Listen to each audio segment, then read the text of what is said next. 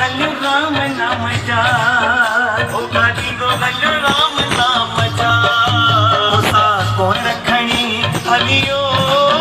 भाग खुला साई कंवर राम जा सा को रखणी हलियो भाग खुला साई कंवर राम जा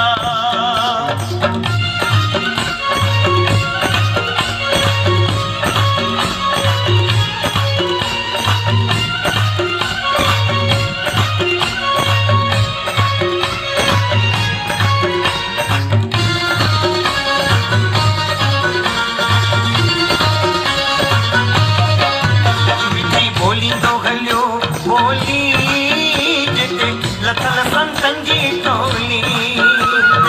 बोली तो गलो बोली जिते लथल संतन जी टोली ओ परलाप पयो कन थे ओ परलाप पयो कन थे नेण खुलिया साईं सतराम जा नेण खुलिया साईं सतराम जा ओ सा को रखणी हलियो भाग खुला साईं कंवर राम जा सा को रखणी हलियो भाग खुला साईं कंवर राम जा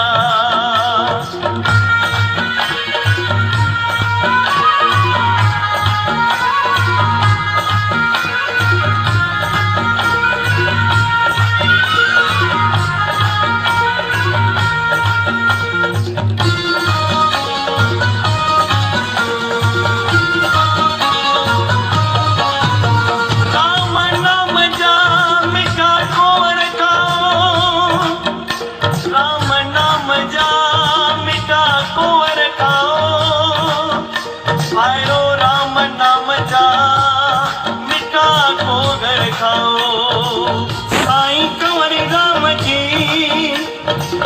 नंढड़ी उमिरि 8 साल जी उमिरि पेरनि में घुंघरू बदल छम छम कंदा मचे ते छबो रखियला कुंवरनि जो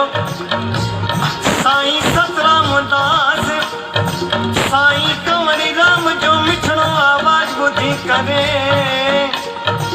अॼु धर्मशाला खां ॿाहिरि निकिरी आया संत निकिरी ॿाहिरि आयो अचण साण गले लॻायो संत निकिरी ॿाहिरि आयो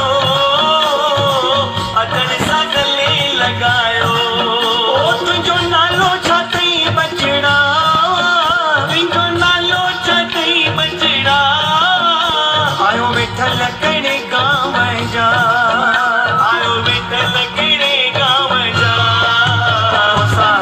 रखणी हलियो भाग खुला साईं कंवर राम जा सा को रखणी हलियो भाग खुला साईं कंवर राम जा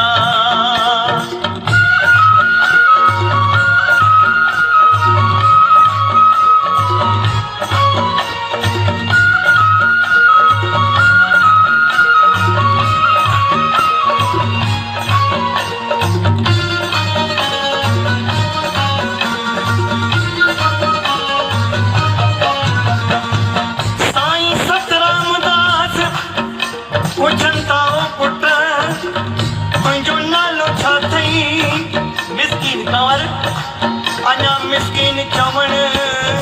साईं सतराम दास जी नुंहुं नुंहुं ठरी पई पुट पिता जो नालो श्री भाई ताराचंद रहंदो किथे आ जरवारनि मुंहिंजो गांव आ पुट धंधो कहिड़ो कंदो आ तव्हांजी सेवा में हाज़िर आहिनि मुंहिंजा कुंवर ऐं मटर साईं चवनि था कंवर ओ मुंहिंजा साईं साईं साईं इहो पंहिंजो परिचय असांखे सुर में तूं ॿुधाए ना कंवर मां सजाया पुट ताराचंद जो आहियां ना कंवर मां सजाया पुट ताराचंद जो आहियां सरवारनि मुंहिंजो गांव सरवारनि मुंहिंजो गांव आयो नौकर तव्हांजे नाम जा आयो नौकर तव्हांजे नाम जा कोहर खणी हलियो भाग खुलिया साईं कंवर राम जा कोसा कोहर खणी हलियो भाग खुलिया साईं कंवर राम जा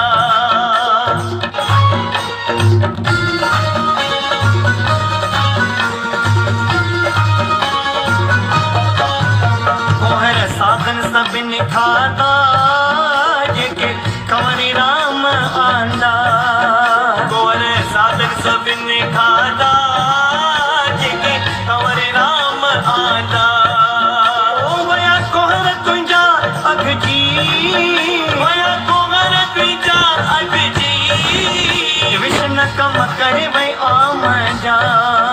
विष्णु कम करे वई आम जा कोसा कोहर खणी हलियो भाग खुलिया साईं कंवर राम जा कोसा कोहर खणी हलियो भाग खुलिया साईं कंवर राम जा ओडिया पैसे में पन त भरे दिया पैसे में पन त भरे होका ॾींदो हलो राम नाम जा होका ॾींदो हलो राम नाम जा कोसा कोहर खणी हलियो भाग खुलिया साईं कंवर राम जा कोसा कोहर खणी हलियो भाग खुलिया साईं कंवर राम जा भाग खुलिया साईं कंवर राम जा